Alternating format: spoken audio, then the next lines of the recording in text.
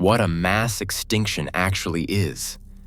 More than 99% of every species that has ever lived on Earth is already gone. That is not a prediction.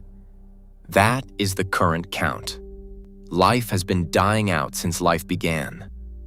Under normal conditions, the fossil record shows roughly 2 to 5 families of marine animals going extinct per million years. New species fill the gaps. Total diversity stays roughly stable. Scientists call this the background extinction rate, and it has been ticking along quietly for hundreds of millions of years. Then there are the 5 other times. 5 moments across the last 540 million years when extinction stopped being quiet. The fossil record does not just thin out during these events. It collapses. Species that had dominated oceans and continents for tens of millions of years vanish from the rock layers in what geologists describe as an instant, which in practice means anywhere from a few thousand to a few 100,000 years. In each of these 5 events, at least 75% of all species on Earth died. Each one had its own cause. But when you lay all 5 next to each other and look at what they share, a pattern comes into focus. And the pattern is the part worth paying close attention to. The first catastrophe, when ice came for the oceans. The oldest of the Big 5 happened 443 million years ago, at the end of a geological period called the Ordovician. At that point, life on Earth was almost entirely marine. Plants had barely started colonizing land. The oceans were filled with armored fish ancestors, early corals, and creatures called trilobites that had already been around for over 100 million years.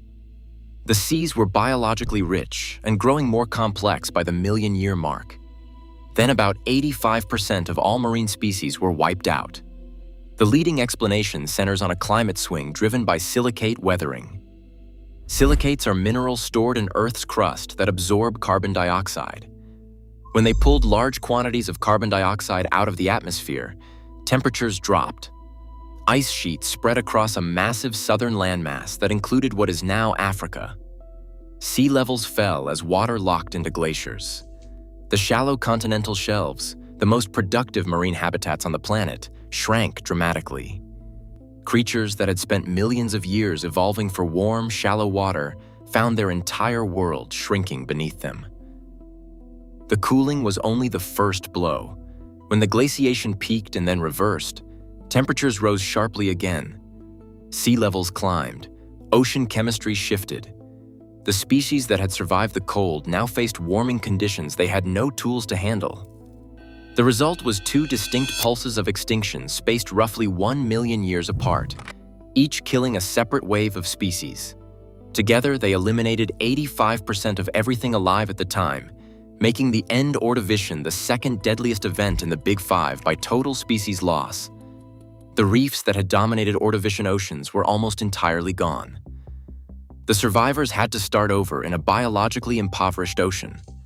Recovery took millions of years, and the world that emerged looked completely different from what came before. What happened next, about 80 million years later, involved a killer that was quieter and stranger than ice, and it came, partly, from the trees. The late Devonian extinction unfolded between roughly 383 and 359 million years ago, and it is the most drawn out and the least understood of the Big 5. Over a span of somewhere between 15 and 20 million years, 70 to 80% of all species on Earth disappeared. It did not arrive in one blow. It came in at least 2 major pulses, the worst of which are called the Kellwasser event and the Hangenberg event, with additional smaller waves spread across the period in between. The ocean during the Devonian was the age of fishes. Giant armored creatures called placoderms dominated the seas. Enormous reef systems built by corals and sponges covered vast stretches of shallow ocean floor. By the end of the Devonian, those reefs were essentially gone, and that they would not return in significant form for another 100 million years. The primary mechanism scientists point to is ocean anoxia, a severe and widespread depletion of dissolved oxygen in seawater. The evidence is preserved in thick deposits of black shale from this period around the world. Black shale forms specifically in oxygen-depleted water, where organic material cannot decompose normally. Where there is no oxygen, there is no aerobic life. Fish, corals, shellfish, and the diverse reef communities of the Devonian suffocated. What caused the oxygen to disappear is still debated, but one leading contribution came from an unexpected source: land plants. During the Devonian, trees evolved deep root systems for the first time. Those roots broke up bedrock, releasing nutrients into rivers and eventually the ocean. The nutrient influx triggered massive algae blooms. When the algae died in huge quantities, their decay consumed the oxygen in the water, creating enormous dead zones. At the same time, the spread of forests pulled carbon dioxide out of the atmosphere, potentially driving global cooling and further disrupting ocean circulation. Volcanic activity in what is now Siberia also likely injected gases into the atmosphere at key moments, adding instability to an already stressed system. The late Devonian is a useful warning about how multiple small stresses layered on top of each other can trigger consequences far larger than any single cause would produce alone. 3 events down. The worst was still ahead. The third catastrophe: the Great Dying. The Permian-Triassic extinction happened approximately 252 million years ago, and every other mass extinction in Earth's history is smaller by a significant margin. Over a geologically brief period, some estimates put the main pulse at as little as 60,000 years. Roughly 96% of all marine species and about 70% of all terrestrial vertebrate species went extinct. The world's forests were wiped out and did not recover in force for about 10 million years after the event. Marine ecosystems took 4 to 8 million years to even begin rebuilding. The event eliminated the largest ever mass die-off of insects, a group that is normally extraordinarily resilient. Scientists have a name for it: the Great Dying. The cause is a volcanic complex in what is now Siberia called the Siberian Traps. Over roughly 2 million years, these eruptions covered an area approximately the size of modern-day Saudi Arabia, about 2 million square kilometers, with basaltic lava. The lava itself was not the main killer. The eruptions burned through massive coal and hydrocarbon deposits beneath Siberia, heating them and releasing billions of tons of carbon dioxide and methane that would otherwise have stayed locked underground.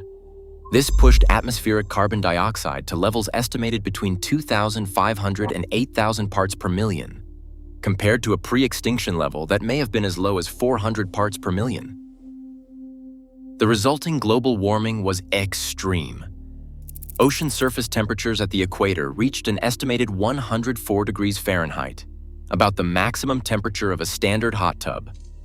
At those temperatures, almost no fish could survive in tropical waters. The oceans lost an estimated 76% of their dissolved oxygen inventory. Simultaneously, the eruptions released enormous quantities of sulfur dioxide and toxic metals, including nickel and mercury, which poisoned both land and ocean environments. The ozone layer was degraded by halogen emissions from the volcanic rocks, exposing surviving life to elevated ultraviolet radiation. A 2015 MIT study dated the initial pulse of the Siberian Traps eruptions to within 300,000 years of the mass extinction itself, providing what researchers described as the strongest direct causal link available from the geological record. The rate of carbon release from the Siberian Traps is estimated to have been 5 times faster than the preceding major extinction event. For scale, the total carbon dumped into the atmosphere during this event was at least 2.5 times more than what would be released if every remaining fossil fuel reserve on Earth were burned today. Recovery from the Great Dying was the slowest of any mass extinction in the record. The world that eventually emerged from it was dominated by new groups of creatures that had barely registered before the event, including the early ancestors of the dinosaurs. What cleared the path for them, about 50 million years later, came from a different source entirely. Before we move on, if you are enjoying this analysis, please consider subscribing. It helps the channel tremendously. The fourth catastrophe, volcanism, opens an ocean. The end-Triassic extinction occurred approximately 201 million years ago and eliminated about 76% of all marine and terrestrial species. It opened the way for dinosaurs to become the dominant large animals on land for the next 135 million years, which means that in a very real sense, the world that eventually produced human beings only existed because this event happened. The cause was another enormous volcanic episode, this one called the Central Atlantic Magmatic Province, known as CAMP. By area, it is the largest known large igneous province on Earth, with flood basalt spread across parts of what are now southwestern Europe, northwestern Africa, northeastern South America, and eastern North America. It erupted in 4 major pulses spread across roughly 600,000 years. The eruptions were part of the process that broke apart the supercontinent Pangaea and began opening the Atlantic Ocean. A 2013 study from MIT used uranium-lead dating of zircon crystals to establish that the very first CAMP eruptions coincided within a few thousand years of the earliest fossil disappearances from the geological record, the tightest timing constraint ever established for this event. The carbon released disrupted the global carbon cycle severely enough that the chemical signature of the disruption is visible in fossil soils and marine sediments across the world. Global temperatures rose by 3 to 4 degrees Celsius on average, with some regional estimates reaching 10 degrees Celsius in certain areas. The oceans acidified and lost oxygen. The carbon cycle was so thoroughly destabilized that it did not stabilize again until well into the Jurassic period. One detail that appears in the geological record is that the intrusive portion of the CAMP, the magma that pushed underground into organic-rich sedimentary rock in Brazil, was heating coal and carbon-rich deposits in ways similar to the Siberian traps mechanism. Carbon release from contact metamorphism of those sediments likely amplified the volcanic signal significantly. The end-Triassic and the Great Dying, separated by 50 million years, followed almost the same script. Massive volcanism, a surge in carbon dioxide, rapid warming, ocean acidification, ecosystem collapse. The fifth and final event in the Big Five was different, and the difference matters. The fifth catastrophe, the day a rock changed everything.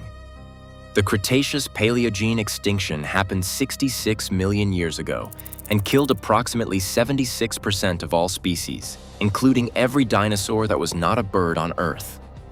It is the most studied mass extinction, and the only one of the Big Five where the primary trigger was an object from space.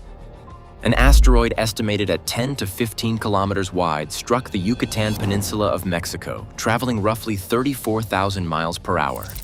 The crater it left behind, the Chicxulub crater, measures approximately 180 kilometers across and is the second largest confirmed impact crater on the planet. The impact itself was devastating in the immediate region, generating a heat pulse, tsunami waves estimated at 1,000 feet tall that struck the Gulf of Mexico coastline, and an earthquake felt across the planet. But the longer-term killing mechanism was what the impact sent into the atmosphere. The rock the asteroid hit was rich in sulfate minerals. The impact vaporized approximately 1,000 gigatons of rock, a large portion of which was sulfate-bearing. Sulfate aerosols injected into the stratosphere are extremely effective at blocking sunlight, and they can persist for years. Models estimate that the impact sent Earth into near-total darkness for roughly 2 years, followed by a prolonged period of significantly reduced light. Photosynthesis shut down. Without photosynthesis, plants died. Without plants, herbivores starved. Without herbivores, carnivores starved. The food chain did not just weaken, it was cut at the base. More than 90% of marine plankton went extinct, collapsing the oceanic food chain as completely as the terrestrial one. Every land animal weighing more than 25 kilograms died out. The mammals and birds that survived were small, could shelter underground or underwater, and could eat seeds, insects, or stored material that did not require the photosynthesis chain to be functioning. Within about 10 million years, mammals had diversified into the ecological niches vacated by the dinosaurs.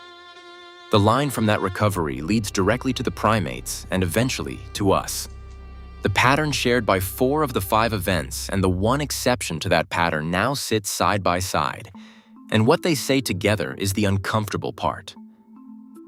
4 of the big 5 mass extinctions, the end-Ordovician, the late Devonian, the Great Dying, and the end-Triassic, all involved a rapid and severe disruption to Earth's carbon cycle.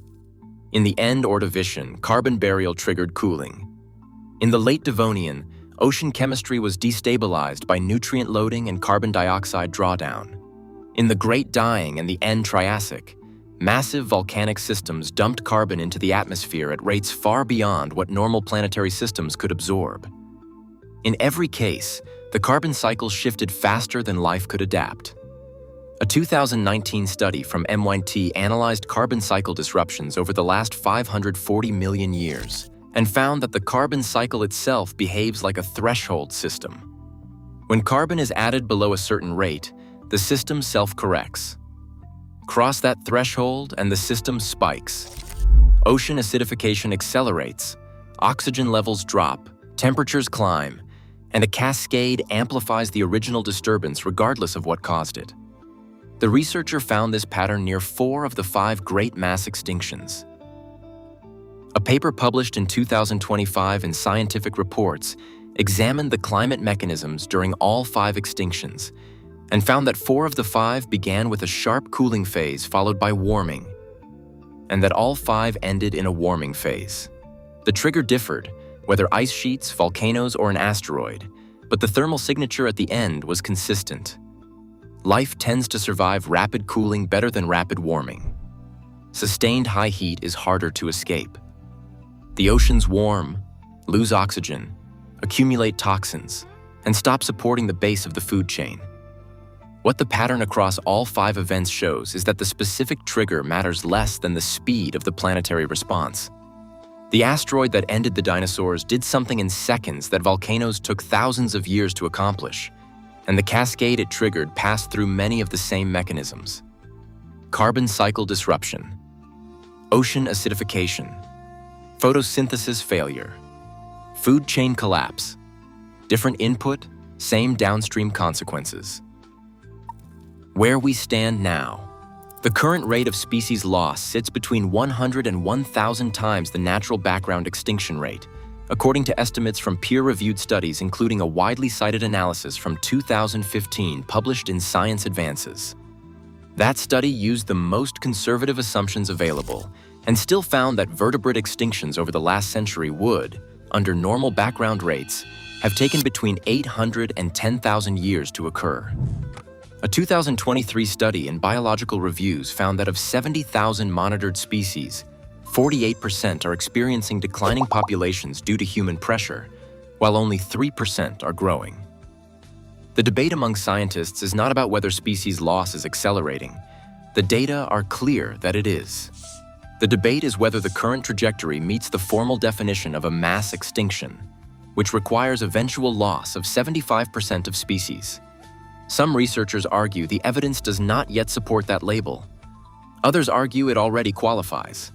What both sides agree on is that the current rate of change is biologically extraordinary. The MIT researcher who studied carbon cycle thresholds, published in 2019, noted that today's oceans are absorbing carbon roughly 10 times faster than the worst-case scenario found anywhere in the geological record over 540 million years. The difference, he said, is that volcanic events lasted tens of thousands of years or more, while human industrial emissions have been concentrated into a few centuries. The planetary system has not had time to respond the way it normally does. Whether that brevity protects against a threshold crossing or makes one more likely is the central open question in Earth system science right now. The geological record is unambiguous about one thing. When the carbon cycle destabilizes rapidly, the consequences follow in a predictable sequence and at a scale that no species on the planet at the time was equipped to survive. Every previous extinction left survivors. Every survivor became the seed of whatever came next. The question the record cannot answer is which side of a threshold the current trajectory is on, and by the time geological evidence would make that answer clear, the moment to act would already be part of the fossil record too. If you enjoyed this video, make sure to subscribe. Thanks for watching, and I'll see you in the next one.